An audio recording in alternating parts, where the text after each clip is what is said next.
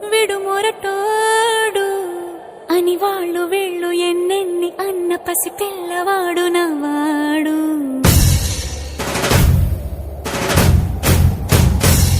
విడు ముండోడు అని ఊరు వాడ అనుకున్న గాని మహారాజు నాకు నవ్వాడు.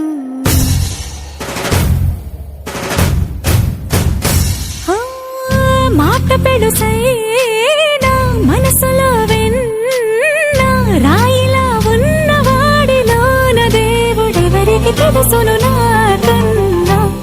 సూసేకి అగ్గిరవ్వ మాదిరే ఉండు